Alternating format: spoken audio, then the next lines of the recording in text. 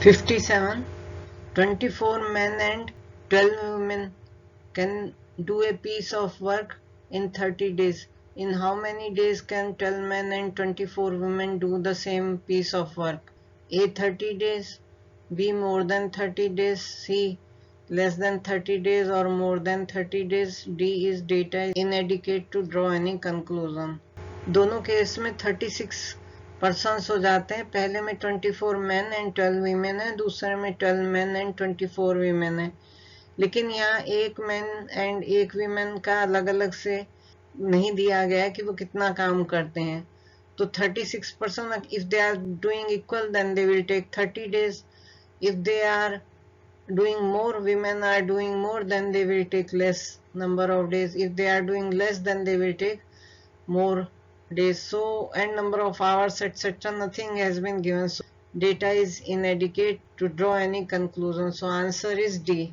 Next question is, what is the remainder when we are multiplying this and this multiplication is divided by 1261. So, we divide it and see.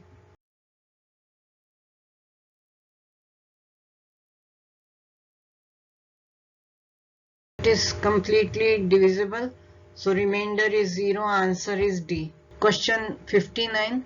Consider the following statements in respect of a rectangular sheet of length 20 cm and breadth 8 cm. 1. It is possible to cut the sheet exactly into 4 square sheets. 2. It is possible to cut the sheet into 10 triangular sheets of equal area. Which of the above statements are correct? And alternatives are A. 1 only, B. 2 only, C. 1 and 2, and D. neither 1 or 2. So we draw a figure. देखते हैं कि 4 squares बन सकते हैं या नहीं. 20/8 के. So 20 ये है और 8 इधर है. So this will be quite less than this. 20/8 figure है. So इसमें 4 स्क्वायर बन सकते हैं या नहीं. तो अगर हम 8 ये है तो इधर से भी 8 लेंगे तभी स्क्वायर होगा. So we take 8. एक दूसरा 8 ले लेते हैं, एक और स्क्वायर हो गया, 16 हो गया. अब ये बचा 4 एंड इधर 8 है तो हम इसके 2 हिस्से कर दें तो ये भी 4 हो गया और ये भी 4 हो गया. It is possible to cut the sheet exactly into 4 square sheets हो गई. तो yes, it is possible. And is it possible to cut the sheets into 10 triangular sheets of equal areas? उसके लिए जब इस तरह की बात है तो जो जनरली हम इस पर देखते हैं कि हम इस तरह से उसको डिवाइड करते हैं. कोई शीट है तो हम उसे मिड से कट करते हैं. तो हम इस तरह से कट करके कोशिश करेंगे और सोचेंगे कि ये ऐसे बने, लेकिन ये वाली जो है वो ठीक नहीं बैठ रही है क्योंकि इससे 8 बनेंगे. तो ये नहीं हम लेना है, हमें इक्वल एरिया लेना है. तो हम दूसरी तरफ से भी तो इसे डिवाइड कर सकते हैं. तो that we can do. So we should think little bit out of the way. ये 8 है और इधर है 20. तो 20 को अगर हम 5 में करें और फिर उसे आधा आधा कर दें तो 10 हो जाएगा. तो ठीक 10 हमें मिल जाएंगे. सो ये 4 के हमने कर लिए. 4 के 5 तो 20 हो गए. एक इस तरह और बढ़ा लेते हैं. सो दीज आर 5 और अब इसका आधा कर दें. तो ट्रायंगल करना है तो हम इस तरह से आधा करेंगे. So we get same area of each triangle और ये 10 भी हो जाएंगे. एरिया होगा 8 × 4/2 तो 16 का हो जाएगा. सो ये 10 आ गए. 1 2 3 4 5 6 7 8 9 10. Next is 60. So both are correct. C is the answer. So 60, when 70% of a number x is added to another number y, the sum becomes 165% of the value of y. When 60% of the number x is added to another number x, then the sum becomes 165% of the value of x. Which one of the following is correct?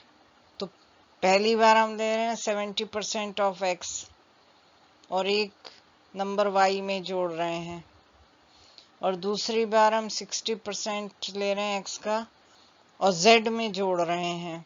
So 60 है. When 70% of a number x is added to another number y, the sum becomes 165% of the value of y. When 60% of the number x is added to another number z, then the sum becomes 165% of the value of z. Which one of the following is correct? तो यहाँ पे हम ले रहे हैं 70% of x. So 70% of x means, और हम बिना 100 के 70/100 और बाद में हम ये 100 भी नहीं लिखेंगे. We will write in percent which is easier, but right now to understand it, plus y में जोड़ दिए तो ये बन गए 165% of y. So 165 upon 100 into y. तो हम यहाँ से ये 100 हटा दें तो यहाँ पर 100 आ जाएगा. 100y एलसीएम लेने से ये 100 भी हट जाएगा. तो ये इक्वेशन अब हो गई 70x plus 100y is equal to 165y. तो आप यहाँ से लिख सकते हैं 70x is equal to 65y. So x upon y लिख सकते हैं. x upon y is equal to 65 upon 70. ऐसे ही z वाली में कर सकते हैं. इसे और सिंप्लीफाई कर सकते हैं. ये डिवाइड हो जाएगा 5 से. So this is 13 upon 14. So 13 upon 14 आ गया. एंड z वाली में हम देखेंगे कि वहां परसेंटेज दिया है 60%. तो दूसरे फॉर्म में लिखते हैं 60%. तो हम यहाँ परसेंटेज ही लिख लेते हैं सीधा और फिर 100 से मल्टीप्लाई कर देंगे. ऑफ x 60% को z में जोड़ा, x प्लस z, ये इक्वल हो गया है 165% of z. Percent of z. तो अब हम परसेंट हटा के यहाँ 100 कर देते हैं तो ये हो जाएगा 60x plus 100z is equal to 165z. तो 100z को उधर ले गए तो 65z बचा. अब x अपॉन z देखें तो x अपॉन z हो गया 65 upon 60. x upon z is 65 upon 60. और इसे सिंप्लीफाई करें तो ये भी डिवाइड हो रहा है 5 से 60. x अपॉन z आ गया 65 upon 60. x upon z. x upon y हम निकाल चुके हैं 13 अपॉन 14. सो ये वैल्यू यहाँ पर है और यहाँ पर ये आ गई 13 अपॉन 12. सो अब हमारे पास हो गया x upon y 13 upon 14 and x upon z की वैल्यू आ गई 13 अपॉन 12. 13 अपॉन 14 का मतलब है ये 1 से कम क्वांटिटी है. मतलब कि x is equal to some quantity जो कि 1 से कम है, डेसिमल में है, इनटू y. मतलब हम y को छोटा कर रहे हैं. अगर 1 से मल्टीप्लाई करते तो इक्वल होता और पॉइंट डेसिमल के बाद कुछ करें तो y को छोटा कर रहे हैं और उसे x के इक्वल ला रहे हैं. सो y is greater then x. यहाँ से ये कंक्लूजन हो गया. दूसरे केस में हम देख रहे हैं कि ये 13/12 है x अपॉन z. तो ये 1 पॉइंट समथिंग है, 1 पॉइंट समथिंग कुछ यहाँ पर. तो into z 1 point something into z बराबर x है. तो यहाँ हम x के इक्वल z को लाने के लिए मल्टीप्लाई कर रहे हैं 1 पॉइंट समथिंग से. मतलब z को बड़ा बना रहे हैं और बड़ा बनाने के लिए मतलब z छोटा है. z is less then x. सो अब हमारे ये वैल्यू आ गई z is less then x and x is greater then y. So a is the answer. तो यहाँ y को हम छोटा बना रहे हैं, means y is greater then x, so y is greater then x।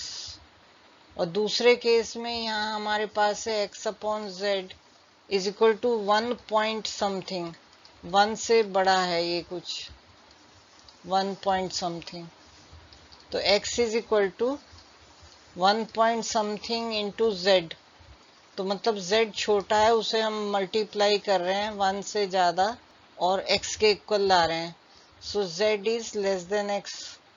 आप और कॉन्सेप्ट भी लगा सकते हैं रेशियो वाले में, but we can see that this is less than 1 and this is greater than 1, इसी कॉन्सेप्ट से। तो यहाँ पर हो गया z is less then x and x is less than y. So answer is A. This is the answer, A.